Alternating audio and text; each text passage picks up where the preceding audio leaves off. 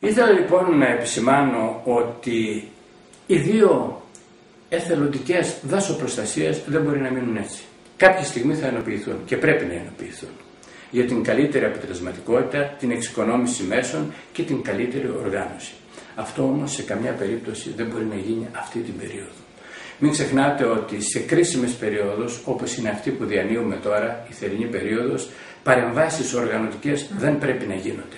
Διότι οι όποιες παρεμβάσεις και γίνουν, ακόμη και οι καλύτερες, θα δημιουργήσουν κλειδονισμούς. Και αυτή την εποχή δεν επιτρέπεται να δημιουργήσουμε τέτοια προβλήματα σε δύο ομάδες οι οποίες αποδεδειγμένα έχουν προσφέρει και είναι διαθέσιμες να προσφέρουν.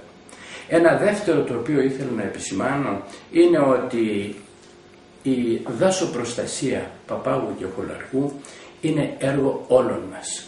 Δηλαδή όλοι πρέπει να αγκαλιάσουμε αυτούς τους ανθρώπους, όλοι πρέπει να τους δώσουμε όποιες δυνατότητες έχουμε και όποιες λύσεις μπορούμε να τους προσφέρουμε σε αυτό που ζητάνε, ώστε να προσφέρουν αυτό που θέλουν.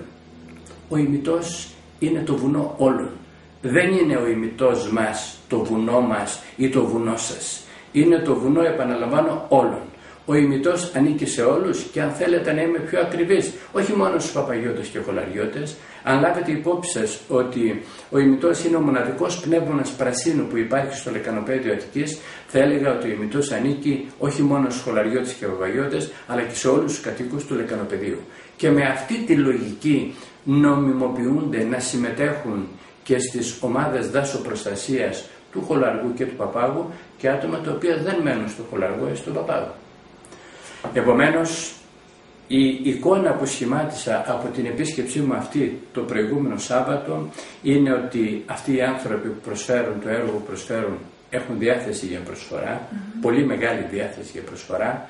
Εξαρτάται από εμάς να τους αγκαλιάσουμε με τον καλύτερο δυνατό τρόπο και θα μου επιτρέψετε να πω ότι όλοι εμείς οι εκλεγμένοι οφείλουμε να αφήσουμε στην άκρη τις μικροκομματικές σκοπιμότητες ή αν θέλετε και τις κορώνες καταστροφολογίες τις οποίες βγάζουμε και τον λαϊκισμό και να πάμε κοντά στο πρόβλημα. Και το πρόβλημα αυτή τη στιγμή είναι οι άνθρωποι αυτοί απερίσπαστοι να μείνουν στο έργο τους. Και ένα έργο πάρα πολύ σημαντικό, το οποίο είμαι βέβαιος ότι όλοι το θέλουν. Οπότε, μέχρι στιγμής, πώς βλέπετε την πορεία της ενοποίησης των πρώην Δήμων, δηλαδή ξεχωριστά τον Χολαργό και τον Παπάγο, τώρα πριν έχουν ενωθεί. Ως Δημοτικός Σύμβουλος, πώς το βλέπετε σε όλο αυτό? Κοιτάξτε, η πορεία της ενοποίησης είναι μια δύσκολη υπόθεση. Ή θα έλεγα, για να ακριβολογώ καλύτερα, μια αρκετά δύσκολη υπόθεση. Διότι έχουμε να ενοποιήσουμε δύο κοινωνίες με διαφορετική φιλοσοφία. Εκείνο το οποίο πρέπει να κάνουμε όλοι εμείς οι εκλεγμένοι είναι να ξεπεράσουμε τις οποιασδήποτε συναισθηματικές προσεγγίσεις και να φτάσουμε σε αποτελεσματικές αποφάσεις. Αυτό ζητάει ο κόσμος και αυτό θα εξηγήσει και θα εκτιμήσει, αν θέλετε, ο κόσμος μας στις επόμενες εκλογές. Ήθελα όμως να πω ότι τα τρία, κατά την άποψή μου, σημαντικότερα σημεία της ενοποίησης αυτής είναι, καταρχήν, η διαφορετική φιλοσοφία που υπάρχει στις δύο κοινωνίες, όπως είπα και προηγουμένως. Η φιλοσοφία που υπάρχει στον Παπάγο είναι πιο συντηρητική. Αντίθετα, στο Χολαργό είναι πιο φιλελεύθερη. Μια δεύτερη σοβαρή παράμετρος είναι η οικονομική συγκυρία που υπάρχει σήμερα. Ξέρετε πολύ καλά ότι το σημαντικότερο έσοδο ή αν θέλετε η σημαντικότερη ενίσχυση σε ένα Δήμο είναι η κεντρική αυτοτελής πόρη. Αυτοί λοιπόν οι αυτοτελείς πόροι μειώθηκαν κατά 35% στον φετινό προϋπολογισμό. Αυτό σημαίνει ότι υπάρχουν δουλειές, υπάρχουν δυσκολίες αν θέλετε, αλλά προς Θεού σε καμία περίπτωση δεν πιστεύω ότι θα πρέπει αυτές οι οικονομικές δυσκολίες να μετακυληθούν σε αύξηση των τελών. Και μια τρίτη σημαντική παράμετρος είναι μια υπερβατική νοοτροπία την οποία πρέπει να δείξει και η Δημοτική Αρχή αλλά και όλοι οι Δημοτικοί Σύμβουλοι συμπολίτευσης και αντιπολίτευσης. Διότι πρέπει να ξέρετε ότι λάθη έχουν γίνει, δεν υπάρχει καμιά αμφιβολία. Αλλά οπωσδήποτε θα μπορούσαν να υπάρχουν καλύτερες προσεγγίσεις, πιο ρεαλιστικές προσεγγίσεις σε ζητήματα αυτά, ώστε να έχουμε μια πιο αποτελεσματική και πιο καλύτερη απόφαση. Και εδώ θα ήθελα να σας πω ότι ο κόσμος από εμάς, όλους τους εκλεγμένους, περιμένει αφενός με την υπέρβαση των όποιων διαφορών μπορεί να έχουμε μεταξύ μας, αφετέρου τη συνένεση στη διαδικασία λήψεως των καλύτερων αποφάσεων. Αυτή λοιπόν πιστεύω ότι είναι η κατάσταση και με αυτή τη λογική νομίζω ότι εάν πορευτούμε το αποτέλεσμα θα είναι μάλλον καλύτερο. Αυτή η διαφορετικότητα λοιπόν που υπάρχει ανάμεσα στους δύο Δήμους διακρίνεται να υπάρχει και μέσα στο Δημοτικό Συμβούλιο, δεδομένου ότι υπάρχουν αυτοί οι Δημοτικοί Συμβούλοι και από τον Παπάγο και από τον Χολαργό.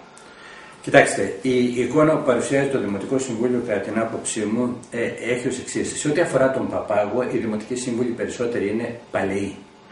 Οι Δημοτικοί Σύμβουλοι του Χολαργού είναι αρκετά νεότεροι. Και νεότεροι όχι μόνο ως προς το χρόνο εκλογής, αλλά και ηλικιακά.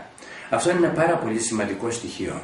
Διότι πιστέψτε με, η προσωπική μου εκτίμηση είναι ότι οι νέοι άνθρωποι είναι αυτοί οι οποίοι θα δώσουν το διαφορετικό στίγμα.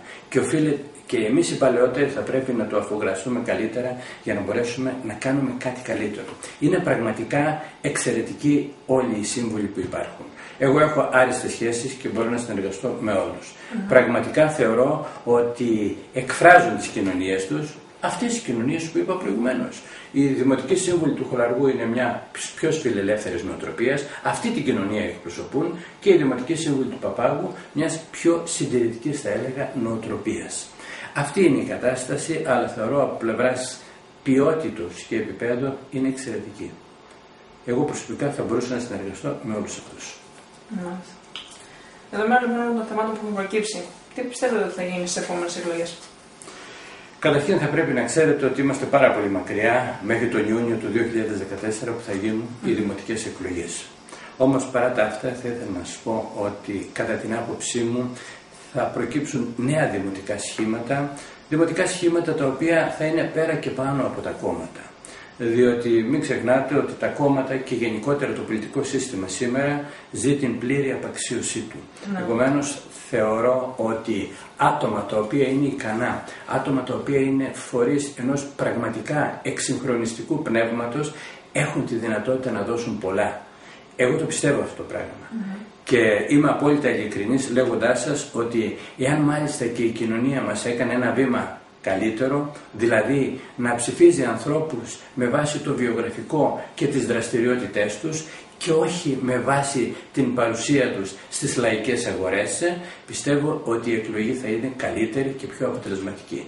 Γιατί θα πρέπει να μην ξεχνάτε, κυρία Μωραήτη, ότι όλοι εμείς που ασχολούμαστε με τα κοινά υπάρχουμε για να υποστηρίζουμε και να υπηρετούμε την κοινωνία των πολιτών. Και αυτή είναι η κοινωνία η οποία μας έστειλε και ενδεχομένως θα μας ξαναστείλει στο Δημοτικό Συμβούλιο. Ευχαριστώ πάρα πολύ για την δυνατότητα που μου δώσατε. Θέλω να ξέρετε ότι η επικοινωνία μας αυτή ήταν ένας ειλικρινής διάλογος και για μια ακόμη φορά θα ήθελα να συγχαρώ την διαδικτυακή πύλη για την τόσο αξιόπιστη παρουσία της. Ευχαριστούμε πολύ. Εγώ ευχαριστώ.